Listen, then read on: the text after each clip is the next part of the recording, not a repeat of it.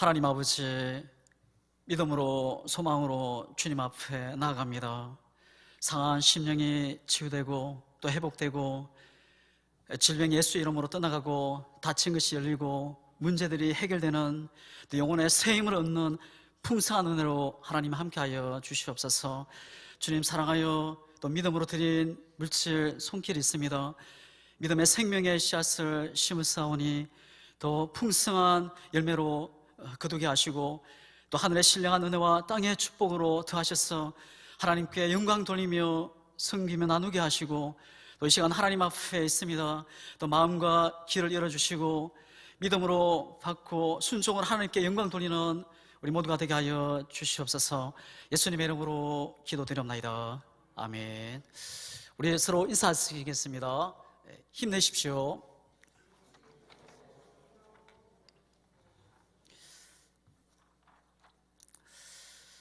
우리의 인생 긴 여정 속에서 크고 작은 위기를 만날 때가 있습니다. 이 위기라고 하는 녀석은 시간이나 환경이나 어떤 현상을 봐주지를 않습니다. 이 예상도 하지 않고 갑자기 들이닥쳐서 마음과 심령 그 환경을 뒤흔들어 놓고 현상을 뒤엎을 때가 있습니다. 건강에서 또 가정에서 또 부부관계에서 또 직장에서 사업장에서 이 갑자기 위기가 찾아와서 막 뒤흔들어 놓고 뒤엎을 때가 있습니다. 그런데 이 위기는 위험과 기회가 함께 오는 것이라 이야기합니다. 그래서 이 위기가 찾아올 때 두 부류로 나누게 됩니다. 어떤 사람은 위기가 찾아왔을 때 낙심하고 좌절하고 절망하고 시험에 들고 인생을 포기하는 사람이 있습니다. 근데 또 어떤 사람은 이 위기가 기회가 되는 사람이 있습니다. 이 위기로 인해서 더 강하게 되고 더 성숙하게 되고 또 더 믿음의 사람으로 든든히 서가게 되고 또 더 빛나게 되는 사람이 있습니다. 이 위기 앞에서 나는 누구입니까? 여러분은 크고 작은 위기 앞에서 나는 누구입니까? 낙심과 좌절과 절망이 아니라 시험에 들고 포기하는 인생이 아니라 그 위기 앞에서 더 강하게 되고 더 그 기회가 되고 축복이 되는 우리 모두가 될 수 있기를 주님의 이름으로 축복합니다. 이 열왕기 1장을 보면은 이 북이스라엘의 가장 악한 왕이 누굽니까? 아합 왕입니다. 이 아합 왕의 아들이 아하시아 왕입니다. 이 아하시아 왕이 왕으로 등극하게 될 때 큰 위기가 찾아오게 됩니다. 그것도 하나가 아니고 두 개나 찾아오게 됩니다. 그 첫 번째는 그 당시에 이 모압이라는 나라가 늘 조공을 바치는데 이 반역을 일으킨 겁니다. 이 반역을 일으킨 거예요.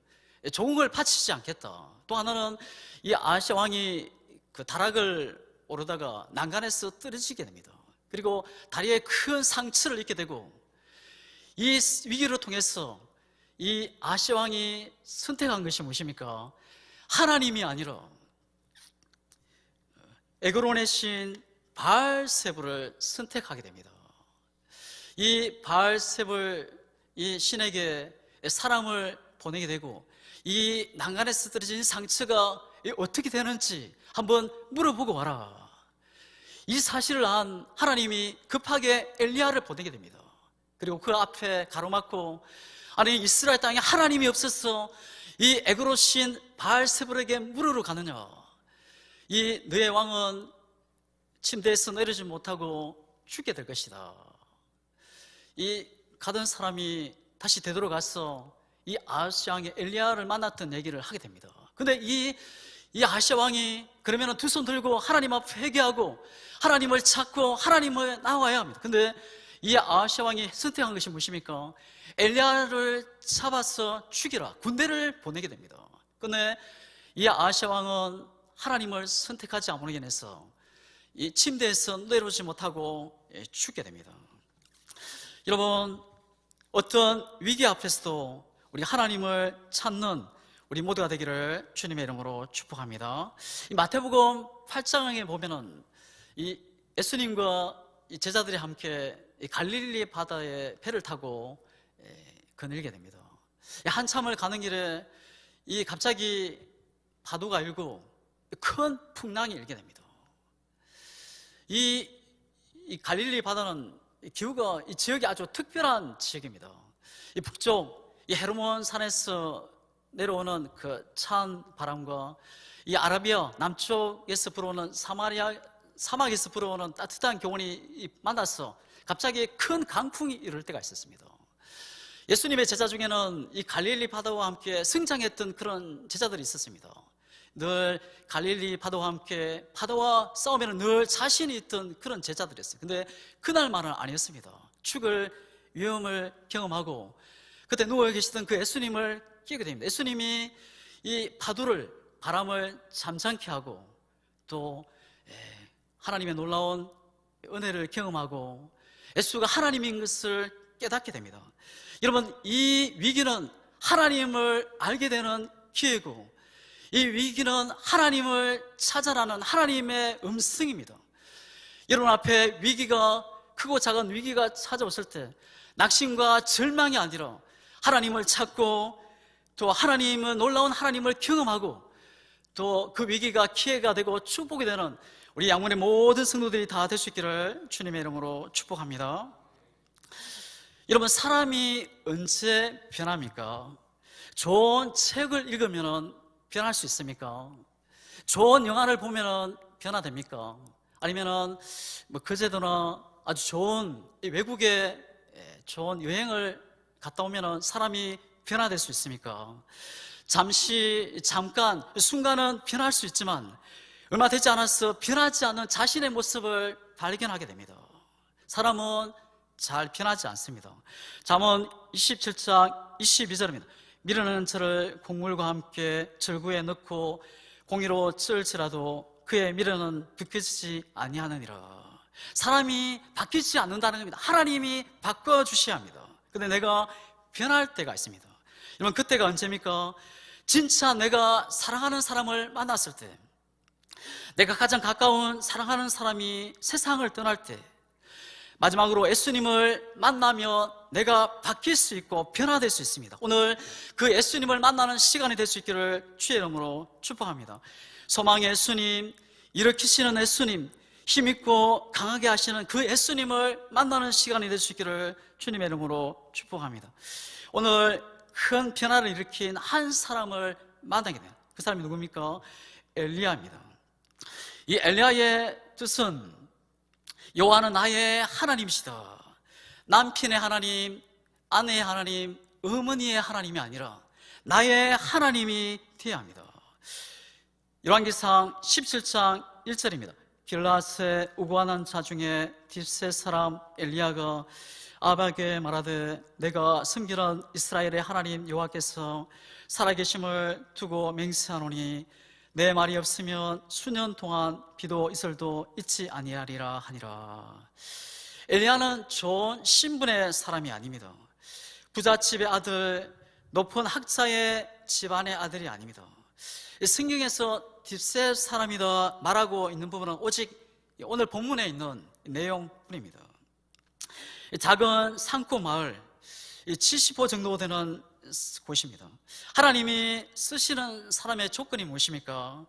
좋은 신분이나 뛰어난 자격을 가진 자가 아니라 하나님이 지금 살아계심을 믿는 사람입니다. 엘리야는 나의 하나님은 지금 살아서 지금 역사하시는 하나님임을 믿은 사람입니다. 엘리야는 하나님의 음성을 듣고 그 당시 북이스라엘 왕 아합이 사는 사마리아 성에 들어가서 왕에게 선전포고를 하게 됩니다. 엘리야가 아합 왕을 찾아가서는 앞으로 자신이 비가 내리도록 기도하지 않으면 결코 비도 이슬도 내리지 않을 것이라 왕에게 말을 하게 됩니다. 아합 왕은 가장 악한 왕이었습니다. 열왕기상 16장 30절에 오므니 아들 아합이 그의 이전의 모든 사람보다 여호와 보시기에 악을 더욱 행하여. 이 아합 왕은 시돈 땅의 공주 이세벨과 결혼을 하게 됩니다. 이세벨이 시돈 땅에서 섬기던 그 우상을 가지고 오게 되죠. 그래서 북이스라엘 전체가 바알과 아세라를 신상으로 가득하게 됐습니다. 얼마나 심했는지 왕궁 안에서 바알과 아세라 신상을 섬기는 선자가 850명이나 되었습니다. 쉽게 생각하면 우리나라의 청와대에 국가에서 기르는 이 쓰가 850명이 있다는 겁니다. 끔찍한 일입니다. 이렇게 우상 숭배가 가득했다는 겁니다. 엘리야는 아방을 찾아가서는 하나님의 심판으로, 하나님의 저주로 비와 이슬이 내리지 않을 것이다 선포하게 됩니다. 그 이후로 엄청난 가뭄이, 흉년이 시작됩니다. 하나님의 명령을 따라서 이 엘리야는 곧바로 이 그린 시냇가로 가서 까마귀가 주는 음식, 떡과 고기를 아침 저녁으로 먹으며 숨어 살게 됩니다. 그린 시냇가가 다 마르자 하나님은 엘리야를 사르밧 가부 집으로 보내게 됩니다. 엘리야는 사르밧 가부로 찾아가서 지냈는데, 근데 넉넉한 부자가 아니었습니다. 이 사르밧 가부는 한 끼 먹을 수 있는 이 밀가루와 기름이 전부였습니다. 엘리야가 그것을 나에게 달라 하자 이 가부는 하나님의 사람이 달라 말해서 그냥 드립니다. 그랬더니 놀라운 기적이 일어나게 됩니다. 가루와 기름이 없어지지 않고 떨어지지 않고 그대로 있는 것입니다. 3년 반 동안 계속된 것입니다. 매일매일 하나님의 놀라운 기적을 경험하게 된 것입니다. 3년 6개월이 지나자 하나님은 엘리야에게 아방을 찾아가서 큰 비가 쏟아지리라 말을 전하게 됩니다. 열왕기상 18장 1절입니다. 많은 날이 지나고 제3년에 여호와의 말씀이 엘리야에게 내리는 비를 축복과 이는 너는 가서 아합에게 보이라. 내가 비를 지면에서 내리라. 이스라엘 사람에게 하늘에서 내리는 비는 축복과 연결이 되는 것입니다.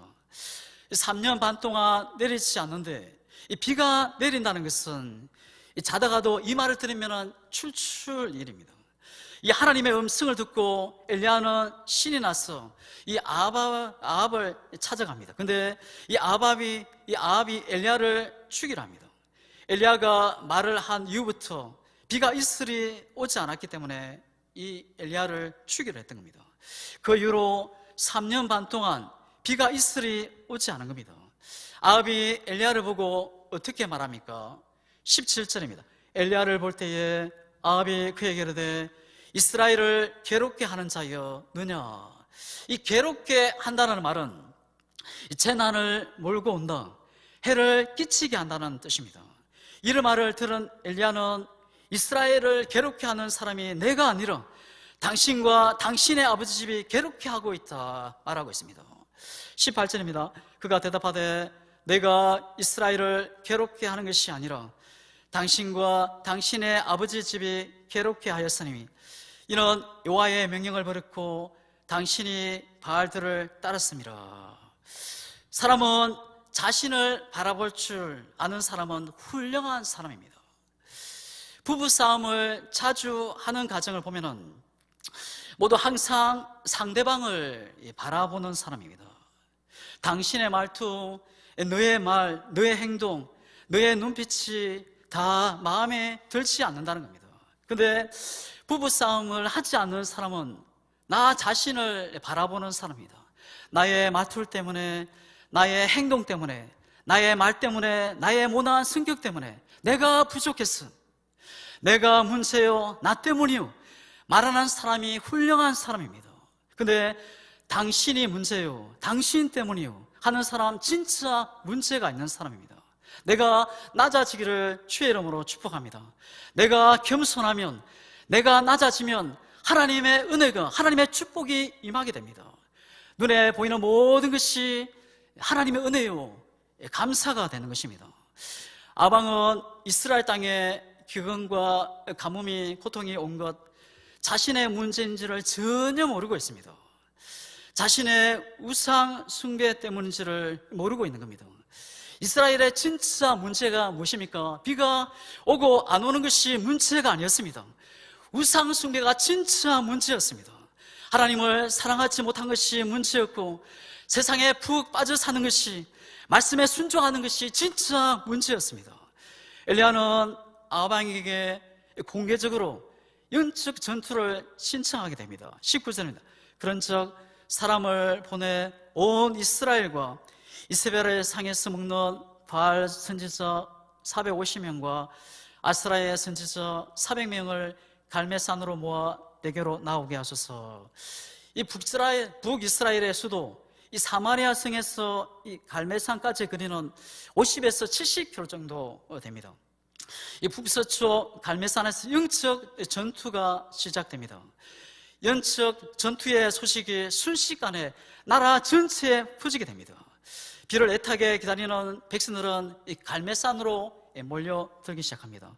영적 전투를 하기 전에 엘리야는 담대히 백성들에게 향해서 외치고 있습니다.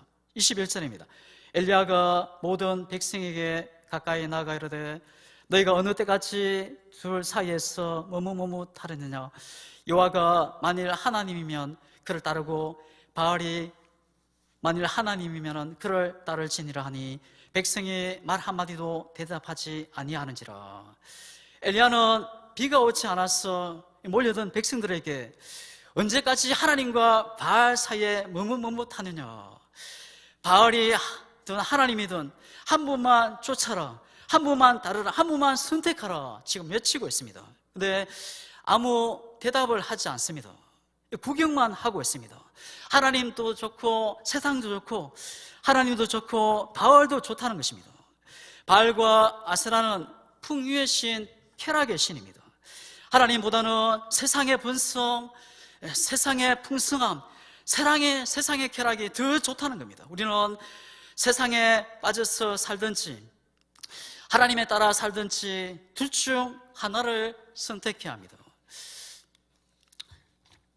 여러분, 우리는 성경을 읽기만 하는 자가 아니라, 교회만 다니는 자가 아니라 하나님의 말씀대로 순종하며 살며 또 하나님의 은혜로 살아가는 저희들 되기를 주의 이름으로 축복합니다.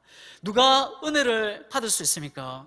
하나님의 말씀대로 살아갈 때 하나님의 은혜가 임하게 됩니다. 그러나 예수님께서 수많은 무리들을 향해서 말씀을 증거하고 있을 때 한 여인이 예수님을 보고 크게 외칩니다. 당신의 벤태와 당신의 먹인 젖이 복이 있소이다. 그때 예수님이 그 여인을 향해서 말씀합니다. 도리어 내 말을 듣고 행하는 자가 복이 있느니라. 누가 진짜 복 있는 사람입니까? 하나님의 말씀을 듣고 또 믿음으로 순종하며 행할 때 하나님의 복 있는 사람이고 하나님의 은혜가 임한다는 겁니다. 성경에서 처음으로 이 은혜라는 단어는 언제 처음 사용을 했습니까? 창세기 6장 8절입니다. 노아는 여호와께 은혜를 입었더라. 노아가 처음으로 은혜를 입은 자가 됩니다. 은혜를 입었다는 말은 하나님의 눈에 쏙 들어서 은혜를 입게 되었다는 겁니다. 노아는 어떻게 하나님의 은혜를 받았습니까? 그 당시 노아 시대의 모든 사람들이 다 타락을 했습니다. 그러나 노아는 하나님의 말씀대로 순종하며 살았다는 겁니다.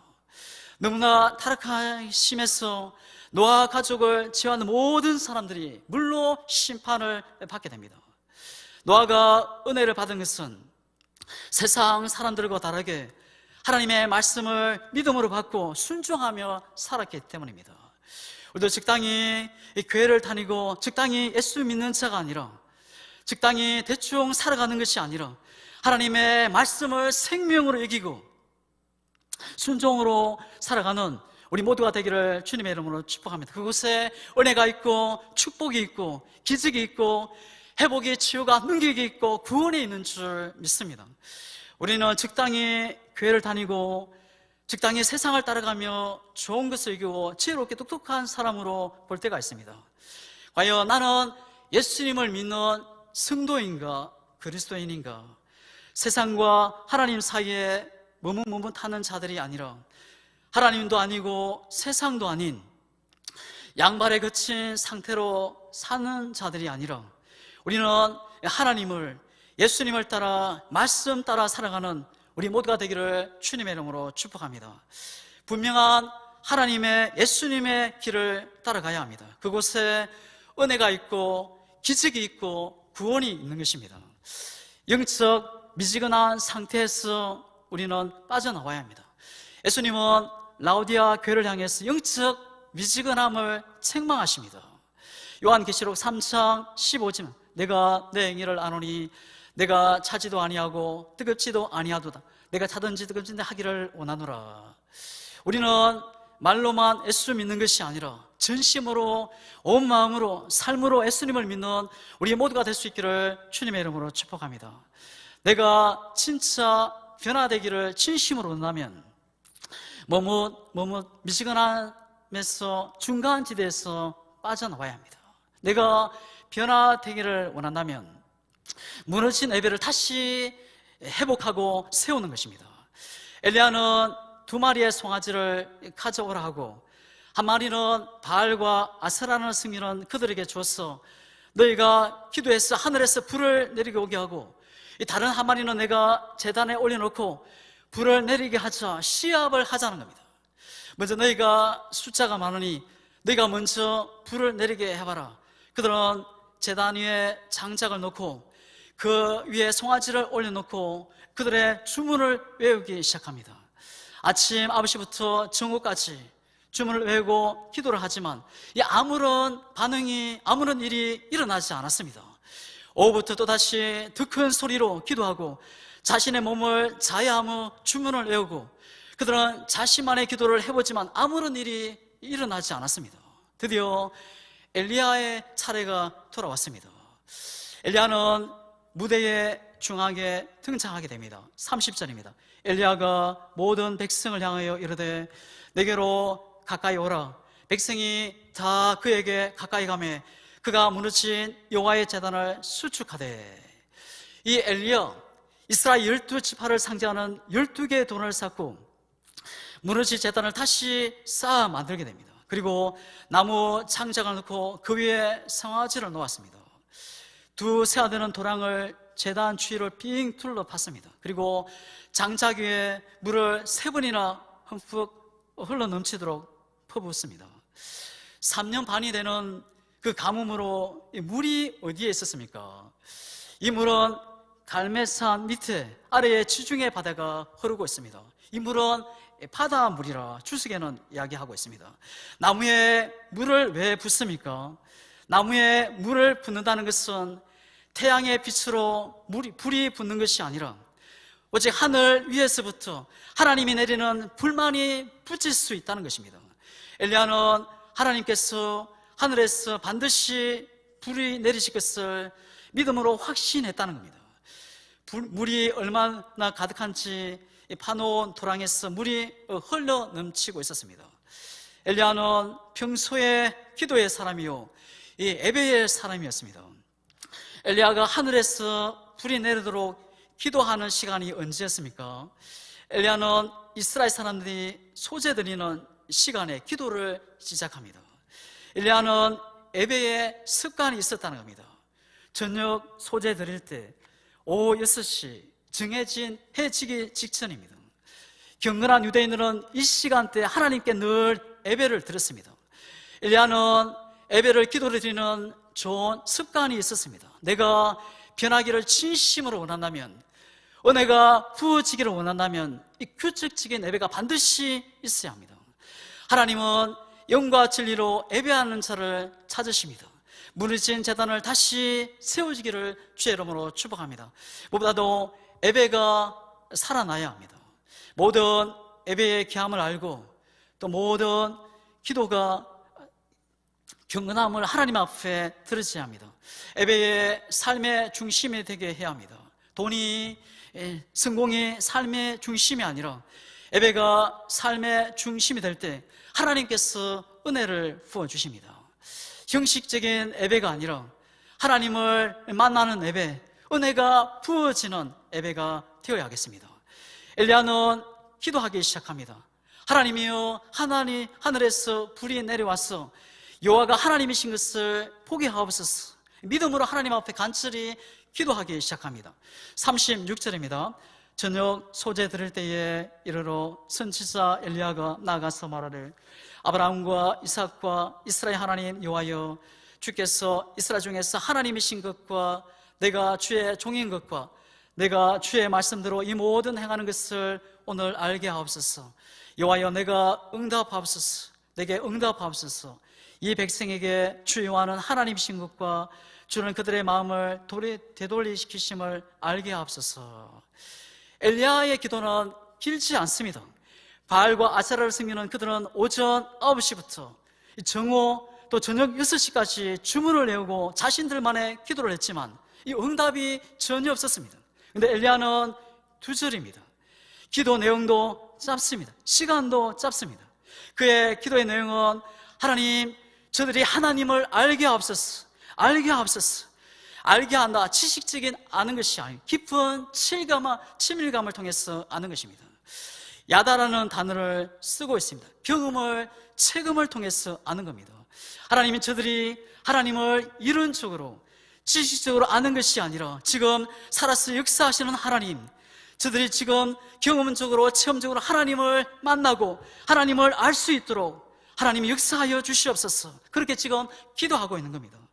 여러분은 어떤 하나님을 알고 믿고 계십니까? 성경에 갇혀있는 하나님이 아니라 지금 살아서 역사하시는 그 하나님을 믿고 또 우리 자녀들이 하도록 해야 할 줄 믿습니다.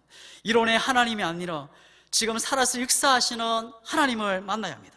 만일 엘리야의 기도에도 불이 내리지 않는다면 어떻게 되겠습니까? 숫자적으로 850대 1입니다.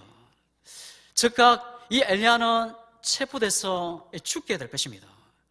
헛소리 하는 놈, 내 놈 때문에 비가 오지 않은 것이다 하며 그를 반드시 죽이게 될 것입니다. 하늘에서 불이 내려오지 않는 것, 큰 위기입니다. 엘리야는 목숨을 걸고 지금 하나님 앞에 간절히 기도하고 있는 것입니다. 엘리야는 기도하면 불이 내려올 것이다. 어떻게 알고 확신했습니까? 엘리야는 이미 3년 반 동안 있으면서 까마귀가 매일 그에게 떡과 고기를 가져다 주는 기적을 늘 체험하고 있었습니다. 또 사르밧 과부의 집에서 기름과 또 가루가 저절로 생겨서 끊이지 않은 경험을 한 늘 기적 속에서 살고 있었습니다. 엘리야는 매일 하나님을 경험하고 있었습니다. 그가 경험한 하나님은 오늘도 은혜를 주시고 오늘도 역사하시는 하나님을 믿은 것입니다. 우리의 하나님은 오늘도 기적을 일으키시고 또 우리 주변에서 일하고 계시는 그 하나님을 믿고 오늘도 하나님 앞에 믿음으로 기도하는 우리 모두가 될 수 있기를 주님의 이름으로 축복합니다. 확신에 찬 이 믿음의 기도에 하나님은 불로 응답하신 것을 보게 됩니다. 38절입니다. 이에 여호와의 불이 내려서 번제물과 나무와 돌과 흙을 태우고 또 도랑의 물을 핫은지라. 믿음의 기도에 하나님은 응답하십니다. 믿음으로 기도하면 하늘문이 열리게 된다는 겁니다. 믿음으로 기도하면 닫힌 문이 열리게 되고 믿음으로 기도하면 묶여져서 전혀 풀 수 없는 문제들이 풀리는 역사가 일어나게 됩니다. 850대 일어나는 이 절대적 숫자 열쇠에 있는 지금의 현 상황입니까? 확률적으로 불가능한 상황을 만났습니까? 낙심하거나 절망하지 말고 하나님이 살아계심을 믿고 또 하나님이 역사하심을 믿고 하나님의 역전하심을 믿고 그 약속 붙들고 믿음으로 기도하는 이 시간 되기를 주의 이름으로 축복합니다. 하나님께서 오늘 역사하실 것을 믿고 하나님 앞에 기도해야 합니다. 그럴 때 하나님이 일하십니다. 믿음의 기도에 하나님은 반드시 응답하시고 은혜를 부어주십니다. 기도가 쌓이고 쌓이면 반드시 기적이 일어나게 됩니다. 요한 웨슬러가 어떻게 말했습니까? 사람이 일하면 사람이 일할 뿐이지만 사람이 기도하면 하나님이 일하신다. 믿음으로 기도하면 하나님이 일하십니다. 그 믿음의 기도에 하나님께서 역사하시고 간절한 기도에 기적이 일어나게 될 것입니다. 예수님은 간절한 기도에 응답하십니다. 누가복음 18장 7절입니다. 하물며 하나님께서 그 밤낮 부르짖는 택하신 자들의 원한을 풀어주지 아니하시겠느냐? 그들에게 오래 참으시겠느냐? 하나님은 우리의 간절한 기도에 응답하시는 하나님이십니다. 엘리야가 기도하자 하나님께서 응답하시고 하늘에서 불이 내리게 됩니다. 상황이 역전되게 됩니다. 850대 1이라는 숫자는 아무런 의미가 없게 됩니다. 주변의 모든 백성들이 땅에 엎드려 하나님이 진짜 하나님이심을 고백하며 두려워합니다. 하나님의 강력한 임재가 모든 상황을 다 바꿔놓고 역전되게 됩니다. 내가 변화되기 원한다면, 하나님의 임재를 경험하기 원한다면, 내가 하나님의 은혜를 받기 원한다면 규칙적인 예배가 살아있어야 합니다. 예배의 삶의 중심이 되어야 합니다. 형식적인 예배가 아니라 은혜가 부어지는, 늘 하나님을 만나는 예배가 되기를 주의 이름으로 축복합니다. 39절을 보게 되면 모든 백성이 보고 엎드려 말하되 여호와 그는 하나님이시로다, 여호와 그는 하나님이시로다 하니 엘리야가 그들에게 이르되 바알에서 나를 잡되 그들 중 하나도 동하지 못하게 하라 하매 곧 잡은지라. 엘리야가 그들을 기손 시내로 내려가다가 거기서 죽이니라. 죄는 철저히 제거되어야 된다는 겁니다. 죄는 적당히 버리거나 끊는 것이 아니라 죽여야 합니다. 엘리야는 하늘에서 불이 내려오자 바알 선자들을 모두 칼을 들었어 한 명도 남기지 않고 다 죽입니다. 한 명도 남기지 않고 다 죽이자 곧바로 3년 6개월 동안 이슬도 비도 내리지 않던 그 하늘에서 하늘 문이 열리고 그 비가 막 쏟아지는 역사가 일어나게 됩니다. 죄는 축복을, 은혜를 막게 하지만 회개는 은혜가 부어지는 통로이고 성령을 받는 최고의 방법이다. 회개는 축복이 들어오는 통로입니다. 나에게 있는 죄란 죄는 다 버리고 죽여야 합니다. 회개하면 성령의 단비가 쏟아지게 됩니다. 성령께서 지적하는 죄가 있다면 다 버리고 또 성령의 비가, 은혜가 쏟아지는 이 시간이 될 수 있기를 주님의 이름으로 축복합니다. 사도행전 2장 38절입니다. 베드로가 이르되 너희가 회개하여 각각 예수 그리스도의 이름으로 세례를 받고 죄 사함을 받으라. 그러면 성령의 선물을 받으리니. 우리에게 은혜를 단비를 내리지 못하게 하는 것은 더럽고 추한 죄악입니다. 아방은 자신의 우상 숭배를 통해서 엄청난 죄악이 나라에 큰 가뭄을, 큰 고통을 주는 줄 전혀 몰랐습니다. 왕의 죄악이 나라의 위기와 고통을 주게 된 것입니다. 혹시 우리 안에, 우리 속에 들어온 죄악이, 추한 죄악이 있습니까? 성령의 불로 완전히 제거되기를 주의 이름으로 축복합니다. 성령의 불은 우리 안에 죄를 다 태우는 능력이 있습니다. 우리 안에 고질적인 죄가 있습니까? 아무리 없애려고 하는데 없앨 수 없는 고질적인 죄가 있습니까? 불같은 성령이 임하면 다 없어지게 된다는 겁니다. 여러분, 불의 특징이 무엇입니까? 이 불은 뜨겁습니다. 불에 손을 대게 되면 굉장히 뜨겁다는 것을 느끼게 됩니다. 성령을 체험한 모든 사람의 공통점의 고백이 무엇입니까? 뜨거움을 느꼈다는 겁니다. 예수님을 믿는 사람은 반드시 성령의 뜨거움을 경험해야 합니다. 사람의 뜨거운 피도 뜨거워질 때 힘이 솟구치게 되는 겁니다. 뜨거워야 기차가 움직이고 뜨거워야 차가 또 비행기가 움직이게 되듯이 우리가 우리의 신앙도 믿음도 뜨거워질 때, 성령의 그 불을 받을 때 또 앞으로 믿음으로 전진하며 나아갈 수 있습니다. 또 불은 녹는 성질이 있습니다. 아무리 단단한 쇳덩어리라 할지라도 용광로로 들어가면 형체도 없이 다 녹아져 버립니다. 쇳덩어리는 녹아져야 좋은 제품이 만들어지게 됩니다. 우리도 성령의 불을 받을 때 우리의 교만도 고집도 완고함도 다 꺾이고 놓아지게 됩니다. 그때 우리가 하나님의 사람으로, 성령의 사람으로, 믿음의 사람으로, 또 영혼을 살리고 일으키는 사람으로 세워지게 되는 겁니다. 또 불은 태우는 성질이 있습니다. 불은 녹지 않은 것은 다 태워지게 됩니다. 우리 하나님은 소멸하는 불이시다 말씀하십니다. 여러분, 지금까지 인류 역사 가운데서 가장 최고의 완전한 소독법이 무엇입니까? 불로 태워서 이 없애는 방법입니다. 이 물은 눈에 보기에 깨끗하게 하지만 불은 아예 형체도 남기지 않고 다 태워버립니다. 성령은 우리의 심령에 있는 모든 죄악을, 그 가지각색의 모든 더러운 죄악을 다 태워버리는 힘이, 능력이 있습니다. 성령의 불을 받으면 내가 노력해지지 않는 그 온화한 성격, 또 온화한 습관, 없앨 수 없는 모든 죄악도 다 없앨 수 있다는 겁니다. 담배를 끊고 싶지만 끊을 수 없습니까? 성령이 임하면 끊을 수 있습니다. 우리가 성령으로 다시 새로워지기를 주의 이름으로 축복합니다. 또 불은 빛을 내는 성질이 있습니다. 불이 있으면 반드시 빛이 있습니다. 하나님은 빛이라, 그에게는 어둠이 조금도 없으시니라. 성령의 불을 받으면 심령에 불이 비쳐서 어둠이 다 물러가게 됩니다. 세상을 밝히는 것이 무엇입니까? 촛불이 있고 전기불이 있고 또 석유, 등유, 많은 인위적인 것들이 있습니다. 성도가 성령을 받으면 빛이 심령에 들어와 빛을 밝히는 자가 됩니다. 착한 행실로, 또 형제 사랑으로, 또 어려움과 진실함으로 세상을 아름답게 밝히는 빛된 삶을 살게 됩니다. 또 빛은 퍼지는 그런 성질이 있습니다. 이 불이나 속성은 한 곳에 머무는 것이 아니라 옆으로, 앞으로, 뒤로 막 사방팔방으로 퍼지는 성질을 보게 됩니다. 아주 무섭게 퍼져나갑니다. 불을 받은 초대교회를 한번 생각해 보십시오. 처음에는 112명, 나중에는 120명, 3,000명, 5,000명으로 펴져가게 됩니다. 후에는 예루살렘, 사마리아, 그리고 고린도, 안디옥, 데살로니가, 로마로, 온 열방으로, 온 세계로 퍼져가게 됩니다.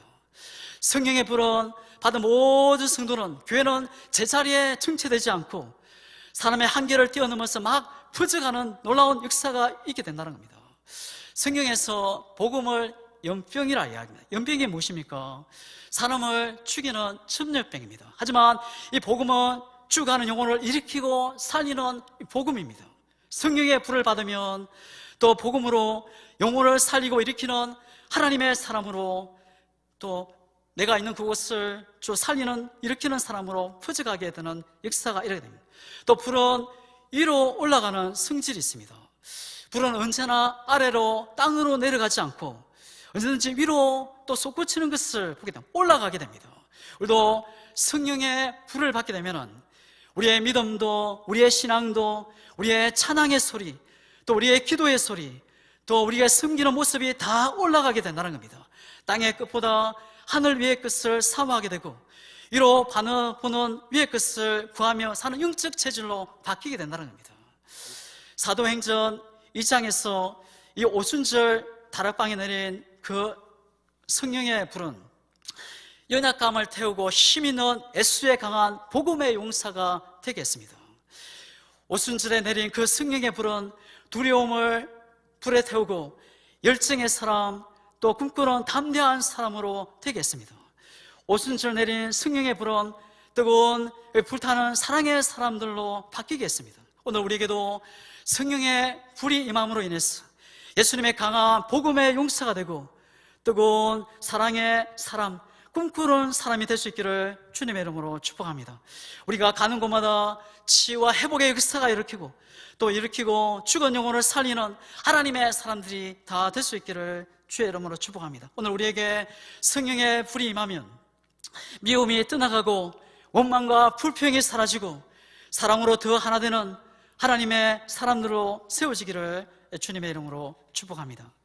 오늘 우리 모두에게 성령의 불이 임함으로 하나님의 거룩한 작은 불꽃이 되어 내가 가는 곳마다 회복이 일어나고 내가 가는 곳마다 위로를 얻고 힘을 얻고 사랑의 하나님의 나라로 세워지는 또 성령의 거룩한 불꽃이 되기를 주님의 이름으로 축복합니다.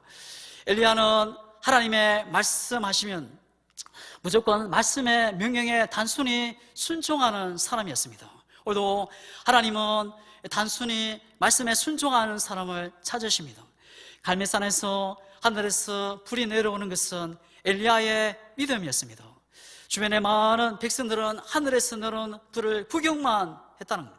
내가 구경만 하는 자가 아니라 우리 안에 성령의 불이 내려지기를 축복합니다. 말씀을 마치겠습니다. 이 갈멜산의 갈멜의 뜻은 이 비옥하다는 뜻입니다.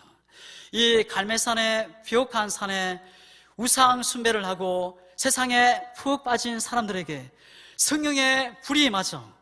정말 다시 비옥한 땅으로 회복되는 역사가 일어나게 됩니다.